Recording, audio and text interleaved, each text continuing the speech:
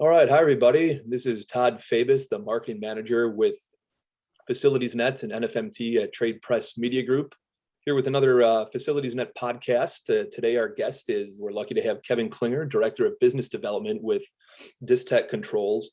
Distech's headquartered in Montreal with offices worldwide. Distech Controls connects people with intelligent building solutions through its forward-thinking technologies and services. They partner with customers to deliver innovative solutions that can provide better health, better spaces, and better efficiencies. So you can see why they are a perfect guest. Kevin is a perfect guest for the times we're living in right now. We're very, very happy to have him here to talk with me today. And Distech is a subsidiary of Acuity Brands Lighting, Inc. So Kevin, welcome. Thanks for being here with us today. Thanks, Todd. Thanks for having me. Yeah, Kevin, you bring a lot of industry insight along with you. I know you've been in this industry for, I think you said, about over 16 years, and you guys bring a lot of great solutions to the table. So I'm excited to chat with you here a little bit about the times we're in and how things are kind of stabilizing, getting back to normal and whatnot. But I'm looking forward to hear what you have to say about some of these questions I have, and we can just get going. Or if you want to provide a little background in yourself, that'd be great. Like I said, happy to be here. It's a fun opportunity to be able to speak with you, Todd. Like you said, I've been in this industry for a while, and I've been lucky enough to be in positions where I've interacted quite a bit with a lot of different system integrators and a lot of different end users of all different sorts.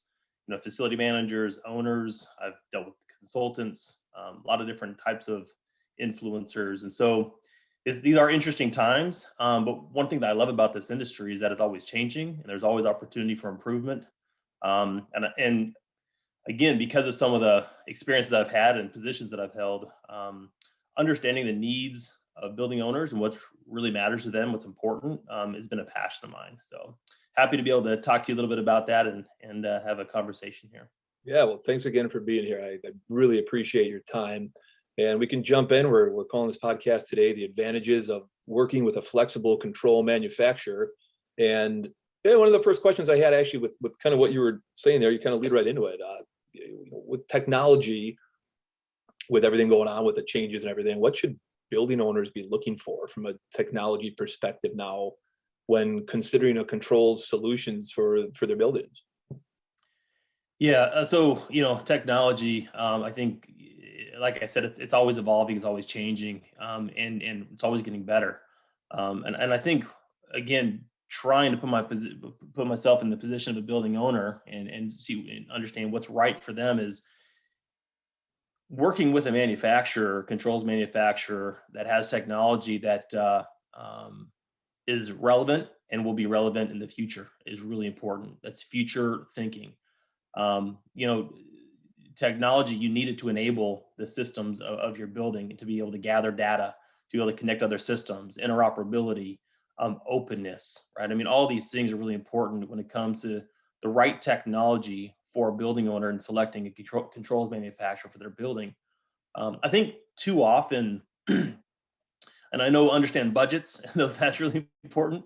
But you take a look at the lowest cost, and then down the road that really turns into be a big detriment. A lot of times, if you just go with the low cost, you don't really look at the benefits and features and future technologies that a manufacturer offers. So really understanding if a controls manufacturer has a technology that is right for you, for your building, looking down the road, right? Looking forward thinking. And then an openness. I mentioned openness. You certainly, as a building owner, do not want to be locked down with any particular type of technology. And I think there's some disguises out there, Todd, to be quite honest with you. And I've seen it. There's tricks that are played out there, but I'd just say be cautious about having the right technology that's open, future ready, and that'll kind of tee you up for years to come with your building and enable all the changes that are just continually happening. It's pretty wild. It's a topic that probably went from something that only building owners and facilities managers would have been dialed into to something that just became tantamount to maybe even the people in a building with everything that's happened here. So I mean, are there any like specific technologies building owners should consider for what you're talking about for future flexibility? Yeah, actually, and let me just kind of start by positioning it this way, I guess, or framing it this way. You know, probably not too long ago, maybe 5, 10 years ago, uh, the control system was really meant for the facility manager. Right, Right, that's about it. Maybe an right, energy manager. right. And now these days, there's so many more consumers of data, that from the data from the building and the control system and all the systems that the control system integrates to and provides information from. So now you're looking at a much broader group of consumers of that data that need that data to make decisions and to do their jobs, even down to the occupant within a building. Or if you think about a hospital, even you've got patients, you've got, building owners, you've got, I'm sorry, workers, right? People, employees that come in that want to interact with it. So the audience has changed of who actually interacts with that, or either controls it to a limited extent or uses the data to make decisions. And so that's a big part of making sure you have the right technology. As far as specific technologies, Todd, I think most manufacturers have gotten on the BACnet IP, bandwagon, if you will. But making sure that you're dealing with a controls manufacturer that has IP, with the amount of data and information that's flowing, we're not just changing set points anymore. All right, we're looking at a lot more information, and not even information from within the system, but from outside the system. So a system that's able to connect through APIs to data sources outside to help control and manage your building and provide the most efficiency for the space and energy efficiency. So IP enabled technology, APIs. I'd also say a strong wireless system that's open that can provide the flexibility that's needed there are some specific technologies. And again, just thinking about the different consumers of that data, you have to have these certain technologies to be able to do that. So like, what do you think you kind of alluded to it there a little bit, but I was just curious on what are some things like in regards to procuring the building automation? You'd mentioned you'd kind of touched on building automation there, and we were just talking about, but like, there are some other things for a building owner or a facility director, I suppose, to take into consideration in regards to procuring something like the building automation solutions for their buildings. Yeah, that's a great question. Once a technology is decided upon and you know it's the right technology, well, then you want to be able to have options of where to get it from, right? You don't want to Right, be locked down and limited. You want there to be some competition, for multiple reasons, right? I mean, you don't want to feel locked, into having only one source to get that system from. You don't want to have, um, if things, for whatever reason you become unhappy with the provider, you want other people to go to from a service perspective. And so really to create a strong marketplace, having multiple sources of, where you can purchase that, procure the system and get service and even have choice. Again, I think number one is making sure you got the right technology, but then you want to have options of where to get it from and who installs and services that technology. so that's kind of a fascinating thing you're touching on. You mentioned kind of you don't want to be locked down a couple times, which that's just kind of fascinating me. So like, what are the benefits of, like, I guess, avoiding being locked down into something? Meaning, like, how do you get an open, like, what's the benefit of the open procurements Yeah. for an owner, building owner, facility owner? Yeah, and so I'll acknowledge here that when we say building owner, there's all different types, right? Yeah, right, There's, right. I mean, you think about the small buildings, the big buildings, the campuses, the Yeah, different vertical markets. I yeah, mean, multiple a buildings. building owner, they come in all different shapes and sizes. So um, there's different needs for all the various different types of building owners. Um, you know, some building owners want to be able to buy local, right? They want to be able to deal with someone right Sure, there who's sure. local, who has their, in their local geography in their local cities, who knows the area, and they have that connection. That's really important to have that local business. And really one of the things that I've found over my time in this industry is to have these independent system integrators, for example, who have invested in their communities and they know, the who's who, and they're just they have this love for their community. That's really important to a lot of building owners, as it should be, right? And so that's certainly one way. And again, you want to have multiple choices for being able to get that system from multiple different types of local independent system integrators. Another way, sometimes the building owners, they want to be able to deal directly with the manufacturer, right? And maybe they have installations and projects and buildings nationally or globally, and they want to be able to work directly with a manufacturer and hold them accountable, right? Either, I like the phrase, one throat to choke, or actually I like better, one back to pat. There you go. And so again, that flexibility, both, like you said, I mentioned in technology, if technology that is open, technology that gives you choices, technology that is future ready, is important, but also procuring a system from multiple different sources, or at least having the options to do so, right? I think it's I would consider that, if I was a building owner, as a big plus to have options there.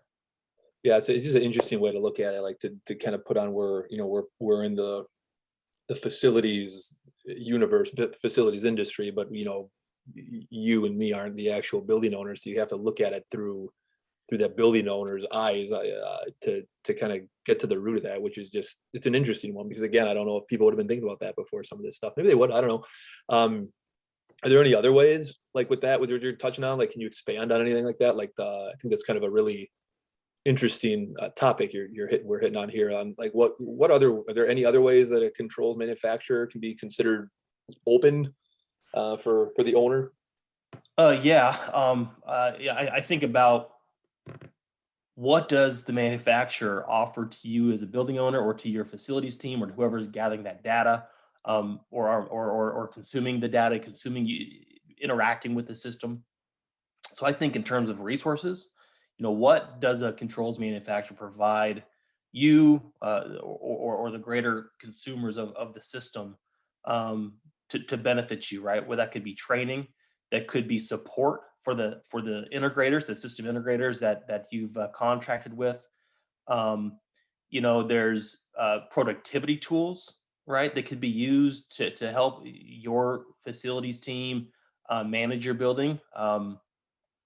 So there's a lot of the question really is how invested is the controls manufacturer for you having a successful operating building, and having it perform the way you want it to perform. So that's kind of a unique way of openness, but it's really, does the controls manufacturer truly demonstrate that they care about the efficiency of your building, productivity of your building, now and in the future?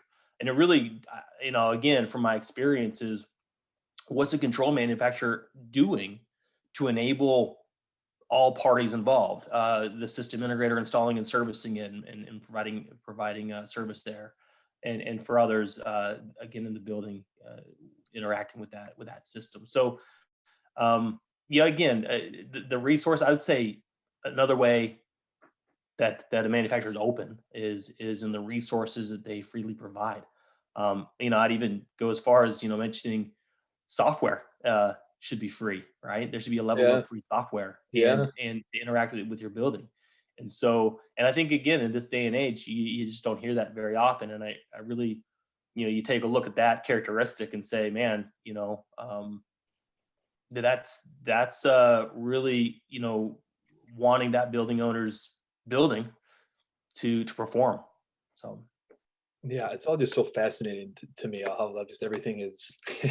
I don't know. Everything's just so crazy different, and just the options and all that now, when it drilled into the facilities thing is wild. I mean, are there ways, like, I guess with anything, like, this is another thing I've always wondered, like, obviously I'm not a facility, like I said before, we're not building owners, but I'm also not a facilities manager. I work closely with them, and obviously what we do, but like, are there ways, like, when I'm purchasing something as a consumer, I'm going to go through lengths to make sure that what I'm purchasing isn't something that's going to become really outdated or obsolete quickly. You want to, if you're researching it, looking at peer reviews, ratings online. But on this side, even, I mean, I'd imagine if you're a facility manager, a building owner, like, how do you avoid purchasing a system that we're talking about that's not going to be obsolete next year? Yeah, and that's a great point. This kind of wraps around a little bit to the technology question, Todd, or Yeah, I guess yeah, maybe to to make a full loop here. So again, a little bit about my background and where I'm coming from this and the passion I have. I would say my entire career I've been very customer focused. I was in product management for 10 years, working directly with system integrators and in customers, understanding their needs, doing voice of customer, trying to put the right features and products to to better the system and provide information and control I'm in sales, I've been in marketing, so really being close to the customer. And one thing that I've come to at least know that it's appreciated by the building owners, and really demonstrates another way a manufacturer can provide flexibility, and having having the right technology, but then also knowing that they have a good track record with releasing products yeah.